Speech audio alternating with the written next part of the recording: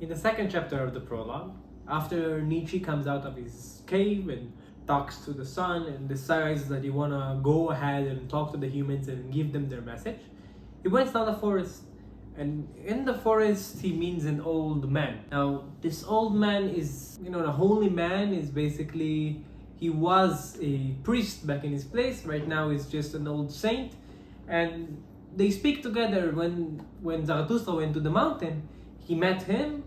He told him, what is Zarathustra doing right now, coming back into the human life? I saw you when you took your ashes and your flame into the mountain, basically like the leftovers of yourself into the mountain to fill your cup again, as we said in the first chapter. What exactly are you doing right now? Trying to come to the human beings. And Zarathustra says, I want to talk to the human beings.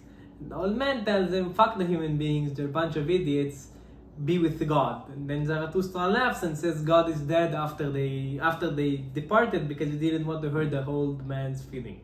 So I want to get in depth, of course, into the chapter and explain exactly what is the meaning of each one of the things that they're saying, either the old man or Zarathustra, because of course every character that appears in Zarathustra's life is basically Zarathustra in a different form. You'll see it when you get along the book. You can really see it happening. So when the old man says him, he says something very nice. He says, his eyes are clear and no disgust lurks about his mouth. Zarathustra has become a child, an awakened one. What do you want now with the sleepers? No disgust lurks about his mouth. I want to say something that is a personal story from my life.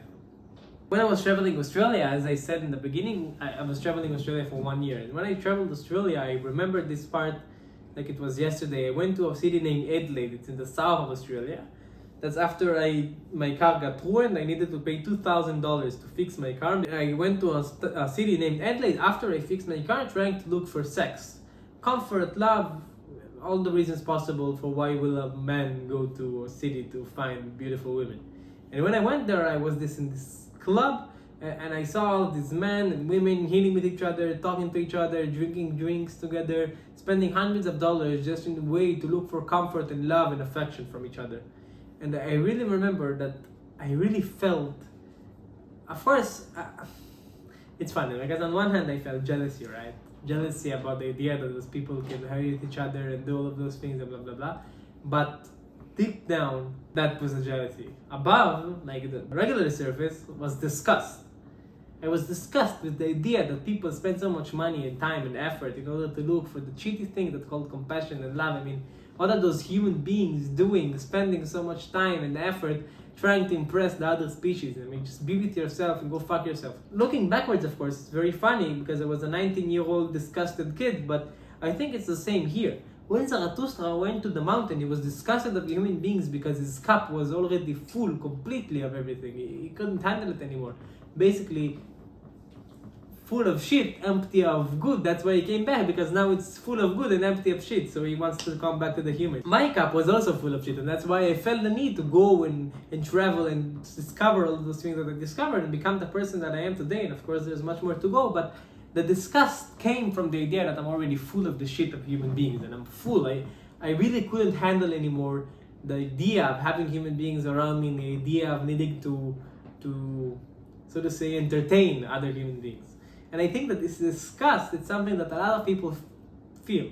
Whether you're intelligent, whether you're stupid, whether you're no philosophy, you don't know philosophy, I think that disgust, it's a feeling that we all feel. And it's a feeling that comes and goes, because it's a feeling that comes and goes with the idea of your cup being filled or emptied. Now, the disgust can be in a day, right? It can be like in the end of the day, oh my God, I don't want to talk to anyone. It can be for weeks, it can be for months, it can be for years. And I think a big part of the idea of having disgust from other people, it's exactly why we need to depart from other people instead of combining together. The next word I want to read is, was it not because I love mankind all too much? Now I love God. Mankind I do not love.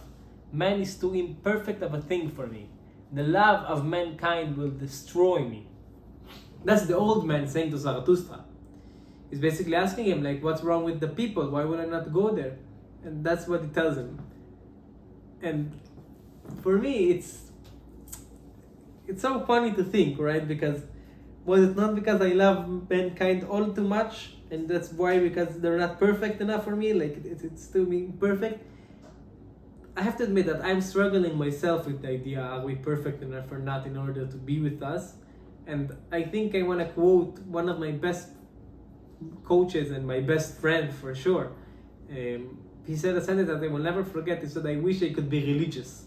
And I think that's exactly what he meant without understanding that's what he meant. When you want to be religious, of course, there is this whole idea of there is no more thoughts and occurring ideas, and everything is much more clear and everything has a structure and blah, blah, blah. But I think the deeper state of it is that we all know that mankind is all too imperfect. And we all know that there is something that must be more perfect, and that's exactly why we created God, right? Because we're the creators of God, as Nietzsche says also here. And I think that's why we created God, because we know that we love mankind, because of course we love our own species, but we know it's too imperfect. So we created a ultimate version of the perfectancy of what a human being is, and that's why God also has human feelings, right?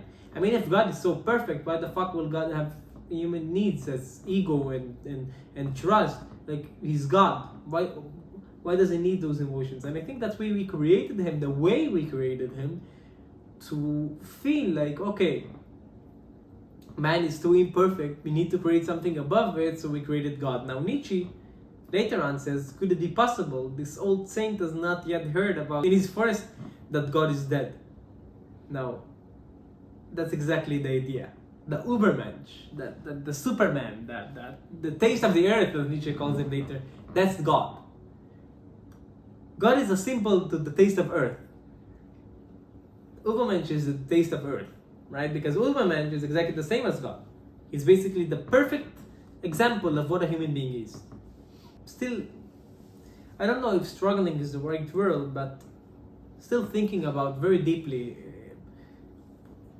how exactly does it mean to become a perfect being? What exactly does it mean to have God in your life, if it's even a goal?